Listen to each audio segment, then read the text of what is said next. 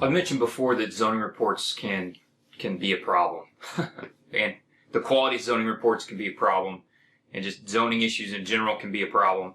And so I wanted to do some follow-up with you guys and talk about what's the problem with a lot of zoning reports. Most zoning reports, they don't have great quality. Why is that? There's some reasons. There's some economic incentives why that is. And what can you do about it? You know, if you're a client, if you're a developer or a title insurance company or a lender and you're trying to figure out zoning and land use regulation issues on a particular parcel that you're going to be involved with, crappy zoning reports do not help you, right? So I want to talk about why we have poor quality zoning reports and what you can do to fix it. And you want to do that if you're a lender or a buyer or an attorney helping with due diligence. You want to make sure that you're not getting a crummy zoning report.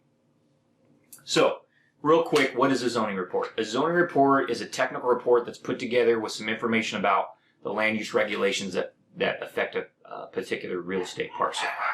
We most typically encounter them when we're dealing with land title surveys. Table A, item 6, talk about in another video, but if you check that surveyor and you provide the surveyor with a zoning report, he'll review it and he has to do certain things on the map if he's able to do that, or if she's able to do that. So that's what a zoning report is. So what do most companies do in a zoning report? Why are zoning reports so crappy? Why is their quality so low? So here's what most companies do. Most of these companies are in the Midwest. Cost of labor is relatively low compared to coastal areas. And they've got somebody they're paying $8 an hour, and here's what they do when you ask them for a zoning report. You get a zoning report for $800, $600. Here's what they do. They go online, they find the city's municipal code, zoning code, they cut and paste that zoning code onto a report, and that's it. That's what they do. If the parking requirements are real simple, they'll restate those. If the setback requirements are real simple, they might restate those. But in essence, what they're doing is they're regurgitating the municipal code. And that's 95% of the zoning reports that I see as a land surveyor. And here's what I tell clients. You don't need to pay $800 for that. Like, you could do that or I could do it, right? And I'm going to have to double check it anyways. Like, essentially you're paying somebody to go cut and paste from a website. They're adding very little value, right? And that's why it costs $600. So that's the problem with most zoning reports. Here's what they don't do when they prepare your zoning report, these companies, okay? So I'm going to give you 5 things they don't do. So they don't evaluate the compliance of existing uses. So they're not going to look at the existing use of the parcel, then look at the zoning code and give you a good feel for whether or not the existing use is compliant.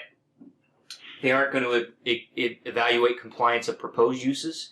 So if this is a land development project and somebody's proposing to change the use of the parcel or the improvements on the parcel, they're not typically going to look at that and tell you, yeah, I think you can, or no, we think you can't.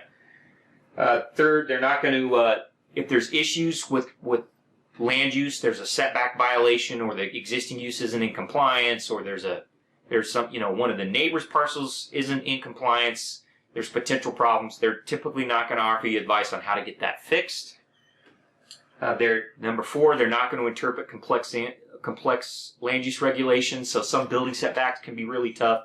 Zoning is often ambiguous, and they're just not going to touch that. They're just going to say, here's what the code says. You're on your own. And then they're not going to advise you on any gray areas or help you gauge your level of risk. So if you've got a building that could potentially violate setback, they're not going to tell you, hey, we think there's a risk that your building violates setback, and here's why, and here's what you can do to find out for sure. They're just going to say, here's the code for the setback. So that regurgitation of information isn't very helpful to most clients, and it's not helpful even to some surveyors. So why does this happen? Why are zoning reports so crummy? Why are they so crappy? Why is the quality so low?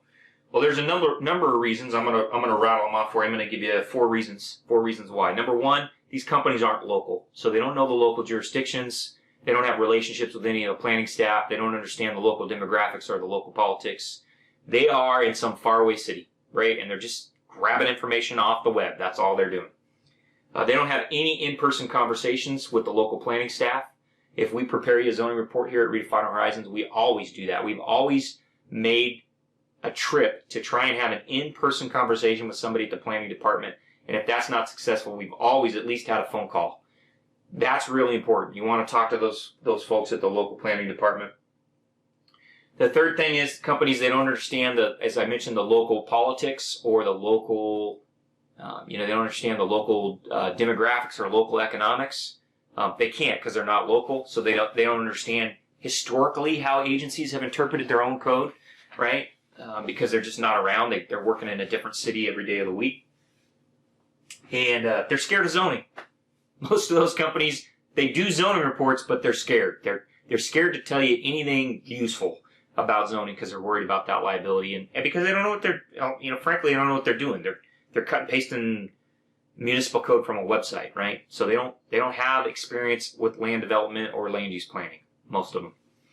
So that's not where you're going to get when you call a good land surveyor for a zoning report. That's not where you're going to get when you call Redefined Horizons and we're working with you on a zoning report. Now, our zoning reports are $600 there. There's a trade-off, right?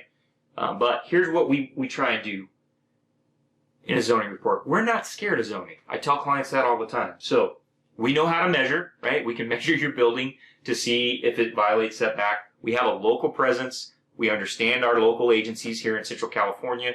A lot of those folks we know them by name. We've worked with them before. We understand the local politics. We understand how local agencies apply their zoning code and how they've done it on past projects. We practice land planning. That's what we do. We don't just do zoning reports. We actually help people build stuff. We help people do rezonings and lot line adjustments and subdivision maps, so we understand how zoning works and how land use impacts a project. And, we have conversations with local planners. We're actually trying to talk to somebody. We're not just cutting and pasting municipal code from a website. So the quality of zoning reports is generally very low. They don't tell you a whole lot that you couldn't just find out by reading the website of a local government agency. Get a zoning report that actually adds value, that helps you make decisions as a client, as a real estate investor or a developer or a lender. Work with a good surveyor. Get a good zoning report. Now, the surveyor can't always guarantee you things because zoning code and setbacks are ambiguous sometimes, but they can do more than just regurgitate the code. They can give you an idea of what the level of risk is. They can talk to you about the context with the history of the agency and the community and how things have typically been applied, and the possibilities of how a particular set of code could be interpreted. And they can put you in touch with a local land use attorney that's probably worked with the jurisdiction that you're in. Get a good surveyor. Get a good zoning report. It's a smart thing to do.